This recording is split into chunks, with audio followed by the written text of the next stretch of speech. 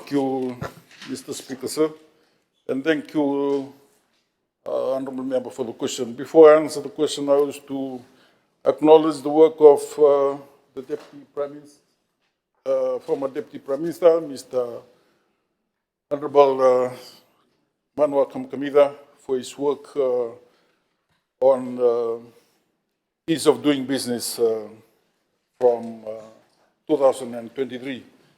Mr. Speaker, sir, the government recognizes the importance of World Bank's assessment and for us, with assistance of International Finance Corporation, in shaping the conversations around the ease of doing business, improving regulatory, public service delivery, and as well as working on the investment climate for us.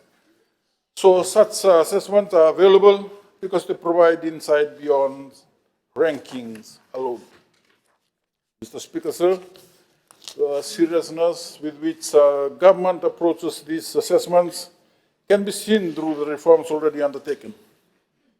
Many of Fiji's major ease of doing business initiatives have been informed by long-standing priorities identified through earlier World Bank assessments and currently IFC. Government viewed this assessment as useful tools, identified practical challenges, and also highlighting opportunities for us to simplify procedures and improve efficiency. And I wish to update the House on IFC's or International Finance Corporation latest recent update provided to our Investment Facilitation Committee on Friday last week. The conclusion is government has built a strong foundation of business reforms through track record of transformational reforms, such as the introduction of Business Now Fiji as a one-stop licensing platform for businesses. Second is development and launch of the business permit approval services. The third is development of the Trade National Single Window, which was said by the Honourable Minister of Foreign Affairs a few minutes ago.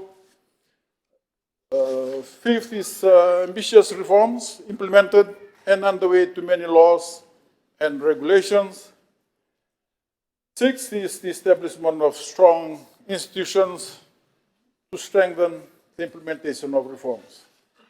And the seventh is the record and the impressive conversions of investment interest into investment realization, which I said yesterday, we have around 254 projects valued at 8.8 billion, which is a big move from around 3 billion in 2022.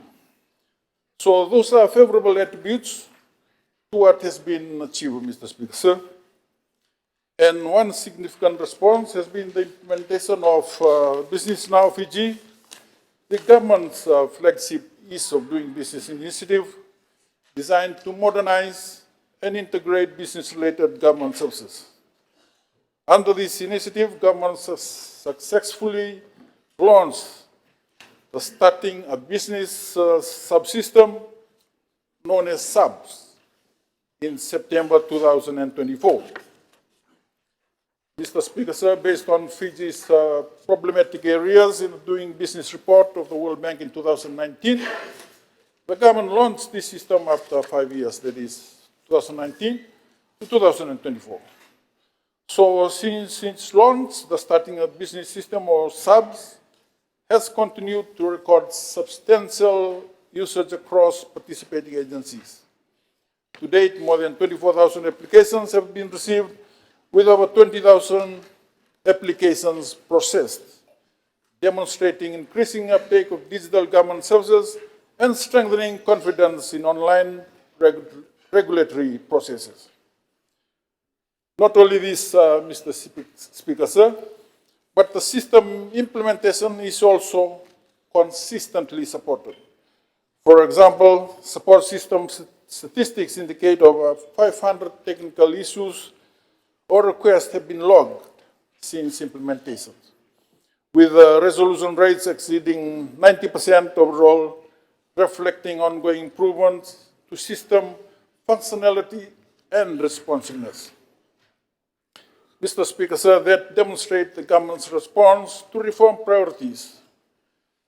Government continues to monitor system performance and operational challenges as well to strengthen service delivery, improve the turnaround time, enhance user experience as implementation progresses. While the system is yet to reach its full potential, Mr. Speaker, sir, Fiji is headed in the right direction. 7 years of 2029 report, Fiji is materializing the solution to the second problematic area, and that is the building permits process. The B-Pass system is among the most complex reform undertaken under the ease of doing business, because it requires coordination across all 13 municipal councils, utility providers, regulators, and the professional bodies. Significant preparatory work has already been undertaken, including system development, change management activities, user acceptance testing, focus group engagement, training programs, onboarding exercises, and collaborative awareness campaigns involving the multiple agencies. A key group of stakeholders for this system are the qualified persons, such as the architect, engineers, electrical contractors, and they have been consulted on various stages to ensure holistic user feedback. The users of this system will experience the result of multiple legal and policy reforms, streamlined processes, standardized municipal council processes, and harmonized reforms. Mr. Speaker, sir, this has included work on amendments to regulations associated with health and safety, fire services with the NFA, environmental management, water services, and town planning to support implementation of the B-Pass system. While several amendments have been completed, other remains in progress and require continued collaboration with the Office of the Auditor General.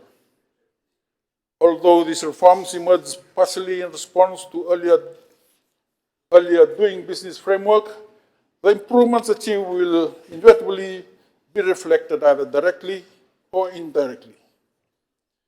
Mr. Speaker, sir, additionally, the Ministry, through its reform mandate, is also associated with other major reforms that are intended to be brought about in this House. This includes the amendment to the Hotels and Guest Houses Act and the League Act. So, Mr. Speaker, sir, while progress has been made, the government acknowledges that not all reforms produce immediate or directly measurable outcomes. Some reforms take time to mature. And Mr. Speaker, sir, the IFC has also provided some recommendations for further enhancement, apart from extensive coordination for all government agencies. And those are, going forward, to incorporate the private sector in the dialogue process. Second is to consider other structures that enhance reform delivery, such as enhance the membership of the Investment Facilitation Committee to include all PSs and private sector. And second is to establish working groups for the ease of intervention and solution. Mr. Speaker, sir, experience from current reforms has highlighted the importance of stronger service level performance, need for continuous monitoring, early escalation of bottlenecks, and embedding accountability mechanism with agencies.